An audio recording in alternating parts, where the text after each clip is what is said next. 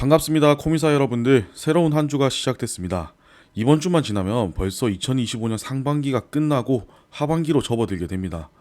2025년이 된 게 엊그제 같은데 시간 참 빠르네요. 자, 그럼 상반기 마지막 주 오전 브리핑 지금 바로 시작해보도록 하겠습니다. 그 전에 구독, 좋아요, 그리고 알림 설정 아직 누르지 않으신 분들은 한 번씩 눌러주시고요. 영상보다 빠른 정보 받기 원하시는 분들은 아래 고정 댓글에 소통방 링크 올려두었습니다. 무료로 운영 중이고 다양한 정보 많이 올려드리고 있으니까 편하게 입장하시면 되세요.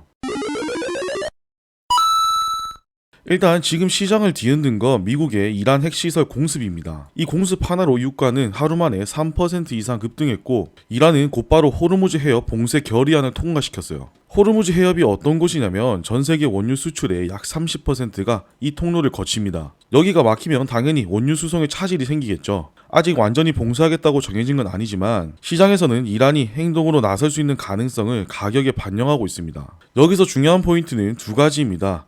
첫째, 원유 가격이 단기 급등하면 물가가 다시 튈 수 있고요. 이 물가가 튀면 미국 연준이 원하는 금리 인하 시나리오는 다시 멀어집니다. 즉, 지금 중동에서 전쟁 분위기가 커지면 원유 가격이 올라가게 되죠. 유가가 오르면 물가도 같이 올라갈 가능성이 높아지고, 그럼 미국 연준은 물가 때문에 금리를 쉽게 내릴 수가 없어요. 결국은 전쟁 위험이 커지면 그게 다시 금리 인하를 늦추는 쪽으로 연결될 수 있다는 겁니다. 그리고 이번 주에 중요한 일정이 하나 있죠. 6월 24일, 25일 파월 의장이 상원, 하원에 통화정책 보고를 합니다. 그리고 6월 27일 미국 PCE 물가지표가 발표되죠. PCE는 연준이 가장 중요하게 보는 물가지표입니다. 지금 시장에서는 전년 대비 2.3% 정도 소폭 상승할 것으로 보고 있어요. 근데 여기서 중요한 건 연준이 이 데이터를 근거로 금리 인하 시점을 미룰 수 있다는 겁니다. 파월은 지난번에도 아직은 금리를 내릴 때가 아니라는 식으로 말했었죠. 그것 때문에 트럼프가 파월을 해임할 수도 있다고 불만을 터뜨렸던 거 다들 아실 겁니다. 시장은 지금 금리를 내리자니 물가가 부담스럽고, 그렇다고 금리를 유지하자니 경기 둔화가 눈앞에 보이고 양쪽에서 끌려가는 상황입니다. 그래서 지금은 어떤 결정도 못하고 다들 관망하고 있는 거예요. 이 와중에 또 하나 엄청난 뉴스가 터졌죠. 서클이 상장 5일 만에 주가가 675% 폭등했습니다. 스테이블코인 발행사인 서클이 이렇게까지 오를 수 있었던 이유는 단 하나, 미국 상원이 지니어스 법안을 통과시켰기 때문입니다. 이 법안은 스테이블코인을 정부가 공식적으로 인정하고 관리하겠다는 법안이죠. 한마디로 이제는 정부가 인정한 코인만 살아남는다는 뜻이에요. 그렇다 보니 시장에서는 서클을 공식 USDC 발행사이자 규제 수의 1등주로 밀어주고 있는 거죠. 지금 상황을 보면 아마존과 월마트도 스테이블코인 결제 시스템 테스트가 들어갔고, 투자기관들은 매수 등급을 주기 시작했습니다. 단기적으로는 과열 구간이지만 정책 테마는 계속 유효하다는 시그널이 나오고 있어요. 지니어스 법안 통과 때문인 것도 있겠지만 숫자만 보더라도 지금 서클이 얼마나 과열되었는지는 충분히 짐작해볼 수 있습니다. 주가 수익 비율이라고 하는 PER이 2402배나 높다고 해요. 보통 20-30배 정도면 비싸다고 하는 편인데 서클은 지금 2400배나 높죠. 실제 수익보다 주가가 너무 앞서 나간 상태라는 거고, 그만큼 매우 조심하셔야 되는 구간이라는 겁니다. 그럼 여기서부터 중요한 건 우리가 어떤 시나리오를 염두에 두고 있어야 하는지입니다. 지금 유가가 급등한 이유는 이란이 호르무즈 해협을 봉쇄하겠다는 선언을 했기 때문이죠. 근데 이게 실제로 봉쇄를 했다는 건 아니고 그럴 수도 있다는 우려 때문에 미리 시장이 반응한 겁니다. 그래서 이 상황을 절반은 현실,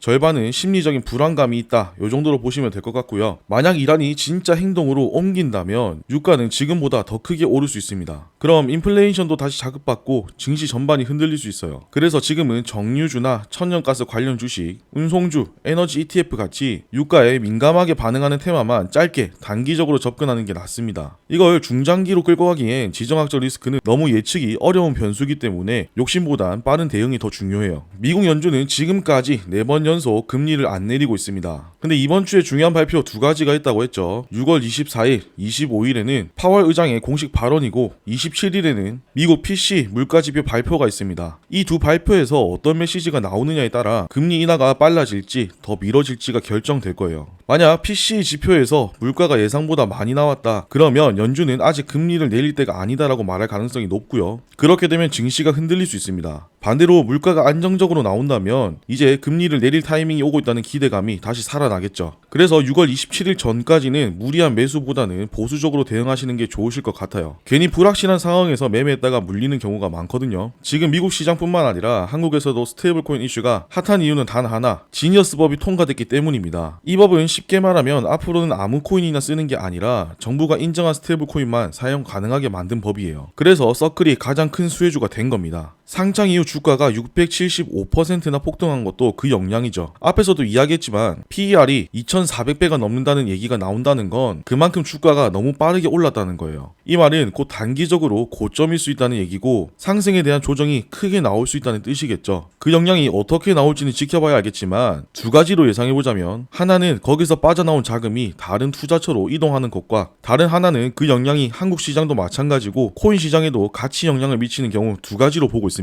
어떻게 흘러갈지는 앞으로 어떤 이슈들이 튀어나오냐, 그게 가장 중요할 것 같아요. 차트도 한번 볼게요. 제가 지난주 주말 동안 비트코인 차트를 분석해드리면서 하락 가능성에 대해서 이야기를 많이 해드렸습니다. 1시간분 기준으로 102K에서 103K 위로 캔들이 올라타지 못한다면 크게 하락하는 흐름 나올 수 있다 말해드렸죠. 이런 흐름은 전반적으로 다른 알트코인들에게도 영향이 무조건 발생하기 때문에 비트코인 흐름도 항상 잘 체크하셔야 합니다. 반등 예상 구간도 제가 97K에서 98K로 잡아드렸었는데 근거는 두 가지예요. 하나는 피보나치고 하나는 지지 추세선입니다. 그 구간과 얼추 겹쳐졌기 때문인데 지금 반등은 피보나치보다는 지지 추세선에 먼저 반응한 것으로 보입니다. 만약 여기서 추가적인 하락이 나온다면 그 다음은 93K까지 관점을 열어두고 보셔야 하고요. 반대로 상승 관점을 보자면 위로는 현재 저항 구간이 많이 있습니다. 첫 번째는 우선 101K에 대한 돌파 지지 여부가 가장 중요하고요. 두 번째는 주말에 체크해드렸었던 102K에서 103K 돌파 지지 여부입니다. 그 위로 조금 더 러프하게 잡자면 피보나치 0.786 구간인 104K까지는 관점을 열어두고 보시면 좋을 것 같고요. 지금 조금 더 큰 관점에서 차트 흐름을 보면 여기서 반등에 성공할 경우 104K까지는 상승이 가능할 것 같은데 여기서 뚫지 못하고 빠진다? 그러면 어떻게 차트가 흘러갈 수 있냐면 이런 식으로 추세 터치도 못하면서 고점이 낮아지는 형태로 흘러갈 수 있어요. 남모양처럼 고점이 점점 낮아지는 경우는 정말 위험합니다.